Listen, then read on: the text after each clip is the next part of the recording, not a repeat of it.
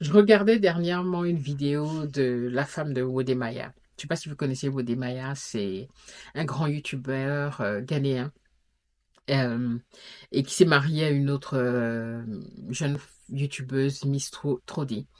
Et donc elle disait quand elle a rencontré Wode Maya, elle lui disait elle n'avançait pas sur YouTube, etc. Et Wode Maya lui a demandé mais combien de temps tu travailles sur YouTube? Elle lui a dit quelque chose comme une fois par semaine. Wode Maya lui a dit, mais les gens partent au travail tous les jours du lundi au vendredi, des fois samedi, pour et travaillent 8 heures par jour minimum pour gagner de l'argent. Et toi, tu penses qu'en travaillant un jour euh, par semaine et puis peut-être même quelques heures seulement, tu es censé trouver le succès sur YouTube. Prends ça comme un travail et mets autant d'efforts que quelqu'un qui va physiquement travailler pour gagner de l'argent. J'ai paraphrasé bien entendu et j'ai rajouté un peu de piment. Mais c'est ça. Et j'ai beaucoup aimé ça parce que c'est très vrai. YouTube, Dieu d'Abraham, est un travail. Oh my goodness. Ok famille, alors on revient à la vidéo 2, ok, à la partie 2. Dans la première vidéo, je vous ai partagé toutes les erreurs que j'ai commises. Donc comment est-ce que je change les choses et comment est-ce que je compte ressusciter cette chaîne et quel est le nouveau départ pour cette chaîne. Alors aujourd'hui, je repars à zéro sur cette chaîne. Je suis contente de prendre des choses lentement, d'avancer lentement et non pas au pas de course, de laisser les choses se développer de manière authentique et naturelle, sans rien forcer. Cette chaîne est dédiée à ma passion pour le voyage, aux expériences authentiques que je partage avec vous sur mes voyages autour du monde, des conseils sur les différents voyages, mes découvertes. Et dans ce cas, abonnez-vous si ce que je vous dis vous parle. Je m'appelle Jazz et je suis passionnée de voyage. Alors, famille, il y a énormément d'outils sur YouTube. Ce que je recommande, c'est vidIQ. J'aime beaucoup vidIQ. C'est un site qui est complet avec énormément d'informations comment réussir sur YouTube. OK? Ils ont même un petit parcours de formation qui vous montre comment démarrer la chaîne, comment choisir sa niche, comment créer l'avatar en fait. L'avatar est important, c'est cette personne à qui vous vous adressez. OK? En m'adressant à la caméra aujourd'hui, quelle est cette personne, quelle est l'audience type que je vois derrière la caméra? Et c'est de s'adresser à cette personne en particulier. Donc, vidIQ vous aide vraiment à créer cet avatar. Oui. Pour moi, l'avatar, c'est vraiment quelqu'un qui me ressemble, c'est quelqu'un qui est passionné de voyage. Ce qui m'intéresse, c'est de voir en fait les Africains, les Noirs qui voyagent. Parce que je suis abonnée sur plusieurs chaînes de voyageurs de d'autres races. Mais ce qui m'intéresse, c'est de voir les Africains aller en Afrique et voyager aussi dans le monde, bien entendu. Parce que le monde est vaste, le monde est beau. On va pas se limiter qu'à notre continent. Mais très souvent, les Africains s'intéressent au monde entier, sauf à leur continent qui est magnifique. D'où sur cette chaîne, mon ambition est de visiter chaque pays d'Afrique. Ça peut me prendre toute une vie. En tout cas, j'ai commencé. J'ai déjà fait au total, je sais pas, plus d'une dizaine de pays en Afrique. Alors, vous avez ce petit cours sur vidIQ qui est super bien, qui vous montre vraiment tout depuis le début. Donc, vous avez ça qui vous apprend les bases en fait. C'est un petit cours, mais qui est super bien fait. Ensuite, vous avez comment bien connaître l'algorithme de YouTube. Le troisième cours, c'est comment attirer les vues, the viewers, les vues. Comment avoir plus de vues, comment garder les personnes, en fait, hein, l'audience, comment les retenir. Ça, c'est le 5. Et le 6, c'est comment faire revenir l'audience, d'accord? Ceux qui vous ont déjà regardé. C'est en anglais, mais je pense que c'est possible de peut-être le traduire en français pour ceux qui ne parlent pas anglais. Mais c'est un cours qui est superbe. J'ai dû repartir là-dessus pour réapprendre ce que je ne connaissais pas. Et si vous voyez sur le côté, là, il y a beaucoup plus de choses. Si je vais par exemple à aujourd'hui, attendez, on va remonter. Alors là, ça me donne la dernière vidéo que j'ai postée. Ça te permet de l'optimiser. Ça te donne des de vidéos chaque jour. Tu peux également mettre une idée de vidéo et ça va te créer la vidéo. Par exemple, comment réussir sur YouTube. Comme je vous le disais, à partir d'un titre ou je sais pas, juste une recherche, j'ai écrit comment réussir sur YouTube et je veux faire une vidéo là-dessus. Ça va me créer, ça va me donner un titre, ça va me donner une description, des tags, des idées de miniatures, le hook. Alors, le hook, là, il a pris Ibrahim Kamara, vous connaissez certainement. Et puis, ça te dit l'intro, quoi parler dans l'intro, etc.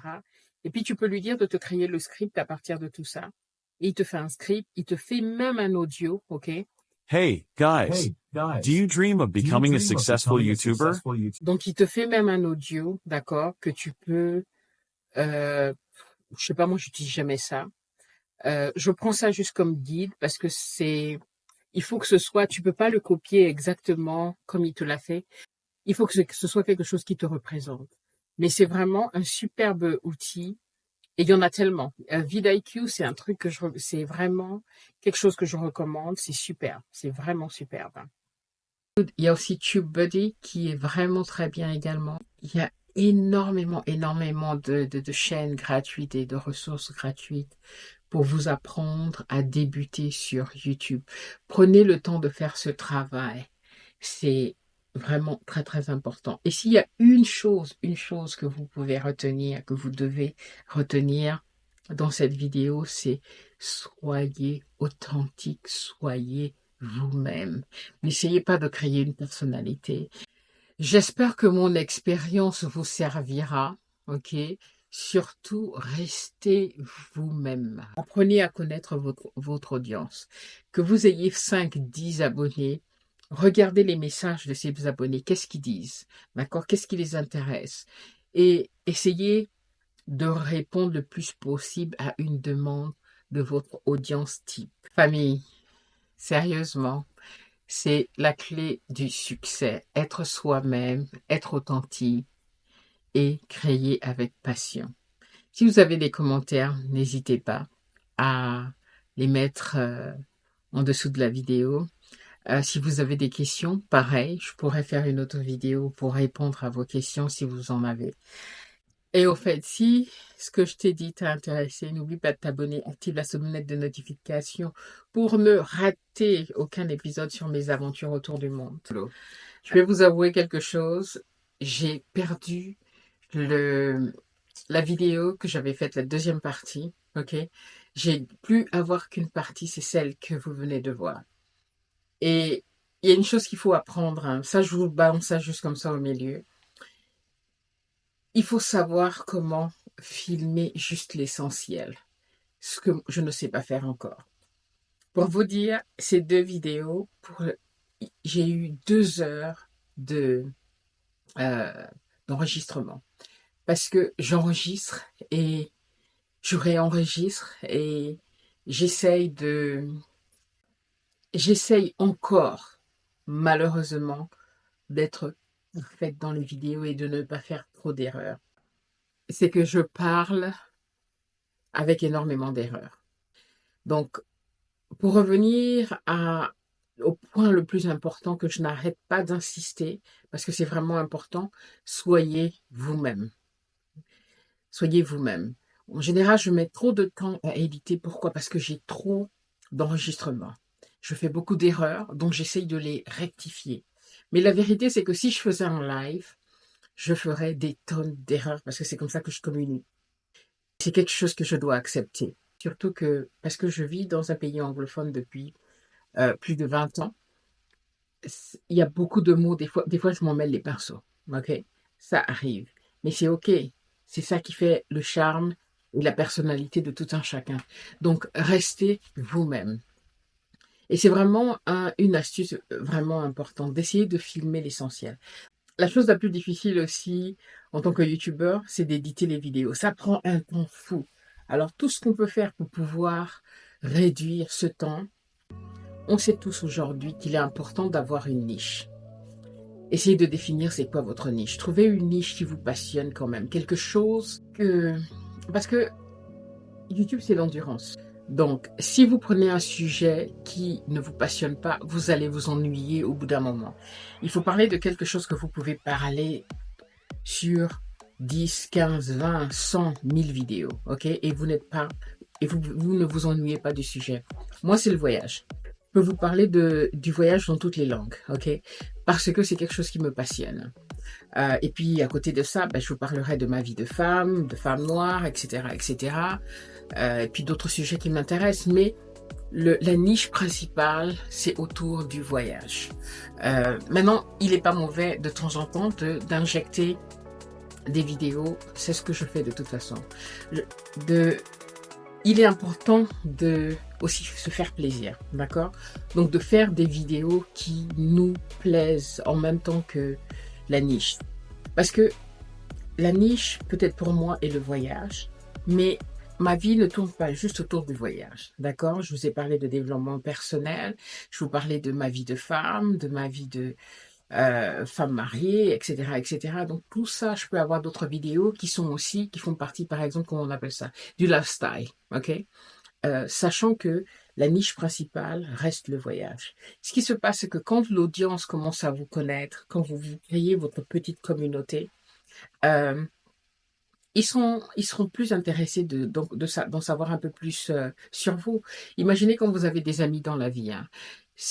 Quand vous apprenez à vous connaître, après vous rentrez en profondeur, d'accord? Au départ, peut-être vous vous êtes rencontrés sur euh, euh, une activité principale, je sais pas moi, aller danser, etc. Et puis après, vous apprenez à vous connaître, et puis vous voulez en connaître un peu plus sur la personne, sur votre ami.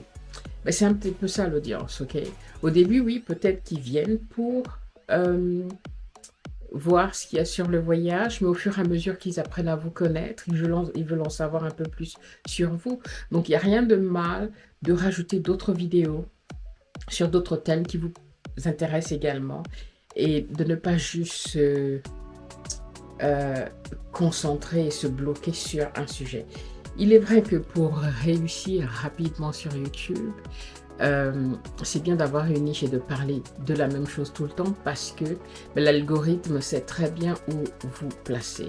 Si vous parlez aujourd'hui de mariage, demain de voyage, après-demain de cuisine, il ne sait pas trop, est-ce que cette chaîne c'est sur la cuisine, c'est sur le mariage, c'est sur le voyage.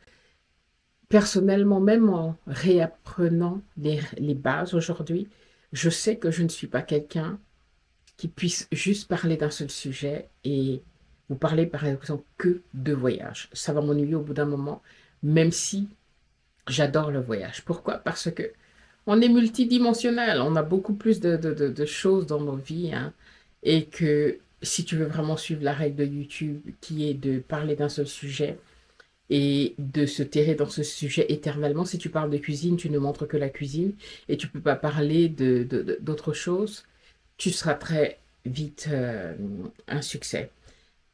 Je suis OK pour prendre des choses plus lentement, mais que ça reste aussi un plaisir, que ce soit pas une prison où je ne peux parler qu'un seul sujet, mais j'aimerais pouvoir parler aussi de tout ce qui englobe ma vie, etc.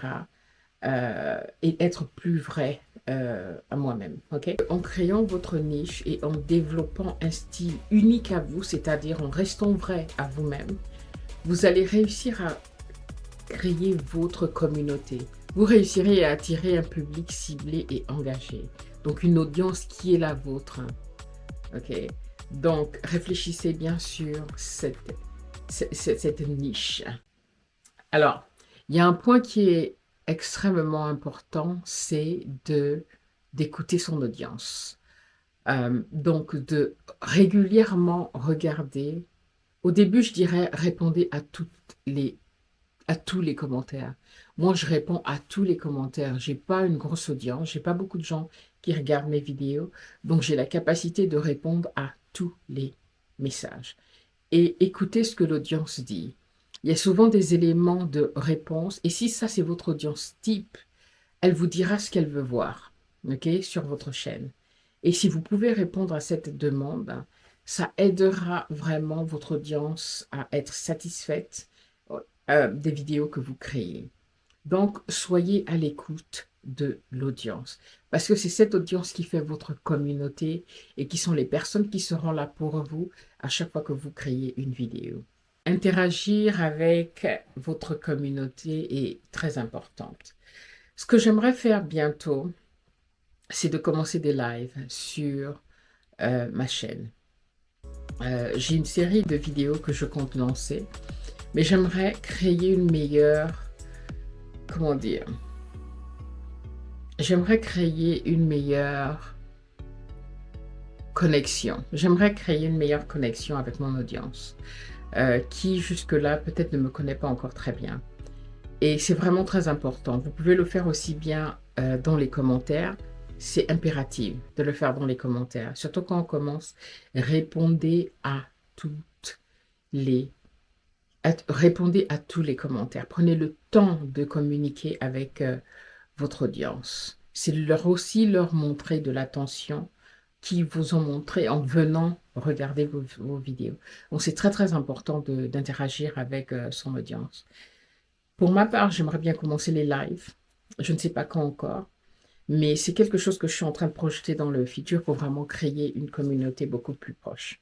Il y a une chose que vous entendrez souvent dire sur YouTube, c'est d'analyser les performances de vos vidéos et de les adapter. Je ne suis pas encore très bonne là-dessus. C'est vraiment important d'aller souvent dans les analyses de vos vidéos, voir les vidéos qui marchent, comprendre pourquoi elles marchent et refaire ces vidéos-là. Parce que c'est quelque chose que votre audience aime voir. Je travaille là-dessus. Je ne suis pas encore bonne là-dessus à comprendre les analyses de ma chaîne YouTube, mais j'y travaille. Donc, c'est tout ce travail d'apprentissage dont je vous parlais. Ça va prendre du temps, mais je suis beaucoup plus en paix aujourd'hui déjà d'être moi-même. Faire grandir une chaîne YouTube demande du temps, beaucoup d'efforts et de patience. Ne soyez pas pressés, prenez votre temps. Le succès arrivera à temps avec des efforts tant que vous ne laissez pas tomber. N'abandonnez pas. Le seul échec, c'est d'abandonner. Je suis persuadée d'une chose, c'est que en restant authentique, en restant moi-même, en restant passionné par ce que je poste, cette chaîne réussira. Ça peut être dans 5 ans, ça peut être dans 10 ans, c'est pas grave. Le tout, c'est que je continue juste à partager ce que j'aime, le voyage, mes voyages, et de rester moi-même. Et le reste se fera tout seul. Je ne dis pas qu'il n'y a pas des façons de... On réapprend, on s'y réadapte, et surtout YouTube est une plateforme changeante, ok? Il y a tout le temps de nouvelles règles, il y a tout le temps de nouvelles choses à apprendre. Il faut se mettre à la page, évidemment, ok? Mais à la fin, ce qui va réellement vous faire réussir et rester longtemps sur YouTube, c'est de rester vous-même et de partager ce que vous aimez. Parce que ça, vous ne vous ennuierez jamais.